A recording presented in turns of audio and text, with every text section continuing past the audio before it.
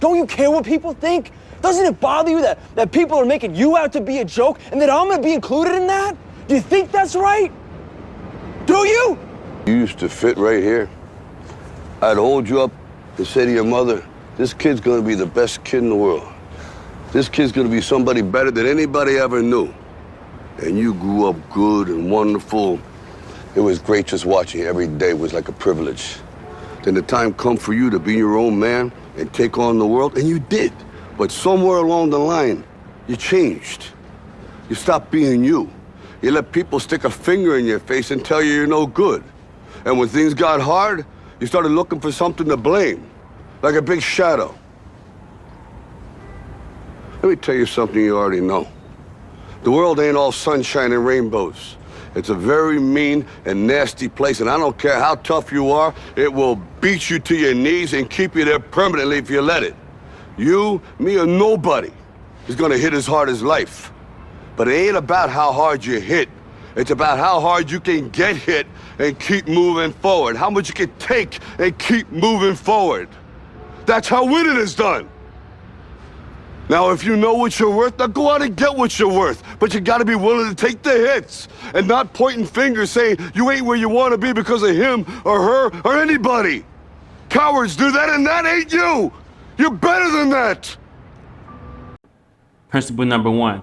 If you ever feel stuck, that's good. If you are someone who feels stuck in life, that means in the long haul, you're going to be better off. It's a signal that things need to change, whether it's your mindset or actions. That's the pivotal part of life when you're uncomfortable and you feel stuck inside a situation. That's your soul telling you it's more for you to do in the world. That's your soul telling you that you need to elevate yourself and be somewhere else, that you're not meant to be content. You're not meant to just be in that place forever. So your soul is never going to be comfortable in this human form in a place that you don't need to be at. When you're staying at that specific job or in that specific area of study, that's your soul telling you you need to be doing something else. That's your soul telling you it's more out there for you. So this is good news. Don't look at being stuck as a bad thing. A lot of people don't feel stuck. If they do, it's not painful enough. That's why they continue to stay in the same situation that they're in. Sometimes feeling stuck can lead to crisis mode. Crisis mode can motivate you to make changes, and that crisis mode can fuel us with the motivation to become better. See, when you're trying to accomplish something, you're either running away from something, usually pain, or you are chasing desire. Any part of life that you're in, anytime you're working towards something or trying to become better and trying to succeed or achieve certain goals and dreams and aspirations, you're either running from something or running to something. And it's pivotal when we feel the moments of being stuck, we recognize that it's a good thing. That's our sign that we are to become better and do better and aspire for better and create better and do something better for our lives. And this leads us to the second principle. Principle number 2, the locus of control. The locus of control is the degree to which you believe you have control over your life. There are 2 different types. You have the internal and the external locus of control. The internal locus of control are factors that we control that lead to our own outcome. It's the hard work and extra efforts that we put in.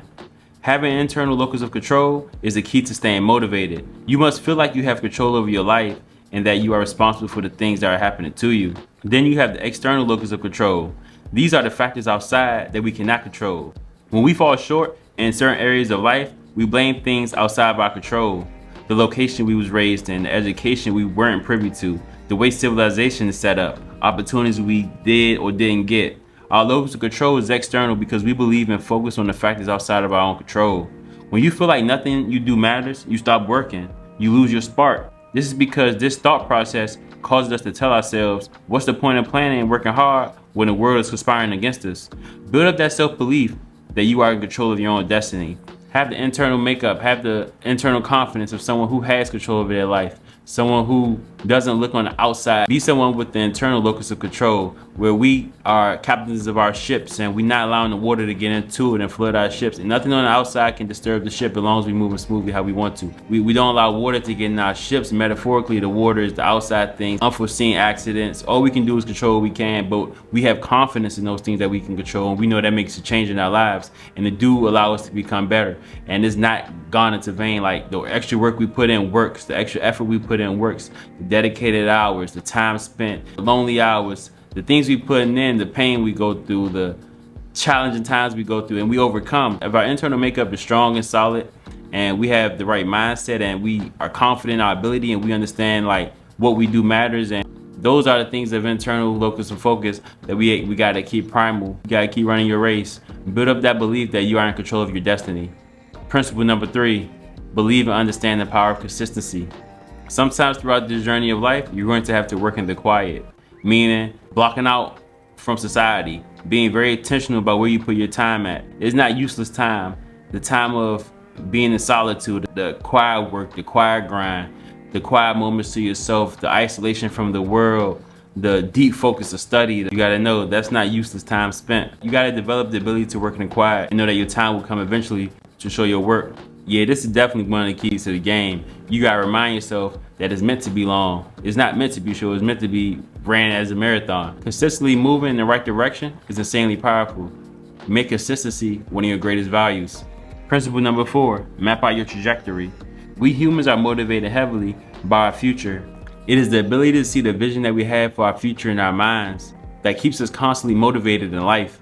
We can strategically use this God-given tool to bring forth whatever desire that we want into the physical plane. We can utilize this tool to map the trajectory out for our lives. Basically, assessing what you're doing right now and what your life will look like in the next year, the next 3 years, next 5 years, or even 10 years keeps you extremely motivated, especially if you're doing the right habits and doing the right things and taking care of yourself, planting certain seeds and knowing you're going to reap the benefits later. You can look at the trajectory of your life that you're going, depending on the habits that you're forming and the habits that you're doing daily, and the things that you consume, whether it be information, the foods, the people around you, the energies that you're attracting. You can pretty much map out the trajectory of where your life will be headed in the next couple of years. Always remember, what you do today shapes your tomorrow.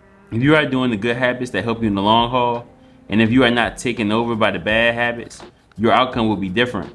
Over time, your habits, good or bad, will show. And for the last principle, principle number 5, mix your ambition and passion with business. Starting off in the infancy of your journey, you're going to be fired up. You're going to have a certain passion and ambition and desire about yourself. And you're going to want to work. You're going to be committed to working. You're going to show up early, leave late. You're going to exalt your energy into it. You're going to do everything you need to do to better yourself in that situation. You're going to commit to it. You're going to grind. You're going to really go through it, and you're going to feel passionate and fire about it. You're going to continue to be motivated and inspired just on sheer will and desire and youthfulness and commitment just to get better. But if you don't mix your ambition and passion with business, you're going to get burnt out. You're going to have the desire, you're going to have the will, you're going to have everything you need, all the energy and focus you get to. And economically suffering can cause you to get burnt out if you're not putting that ambition and passion with the business side of things. This is because we're in a capitalistic country. If you can study someone in the same field as you, not only for their hard work and creative powers, but if you can see how they structure their business and economic resources coming in as well, this will help you tremendously on your journey. We are aware that this physical world is temporary for our souls. We do have to set things in order to abide by the laws that is governed to the physical. And one of those things is become economically free and economically empowered. And especially in the field that you are creative and passionate and ambitious about. Keep that spark, keep the ambitions, and keep that passion. Be sure to put the business in it so you can be in it for the long haul. If you made it to the end of this video, my name is Daquan Skills. I'm an author and a speaker. I currently have 2 books out, The Gold Standard Mail and Keys to the Game. They're in the description box below. And for those of us who actually feel that pinch of being stuck, and knowing that it's better for us, and knowing that we have to rise to new levels for our soul to feel at peace, who know that we have control over our own lives and that our internal makeup and internal thoughts have a direct reflection of the things that are implemented into our physical. With the belief and understanding of consistency, and knowing that that time by ourselves in isolation and the work that we put in and no one sees actually is worth it. With the ability to map out the trajectory of our lives, because we know we are putting in the habits to form a greater tomorrow because of our today. Who's learning the skill of mixing the passion with ambition to ensure that we can be in this game for the long haul. To those of us that say, greatness awaits.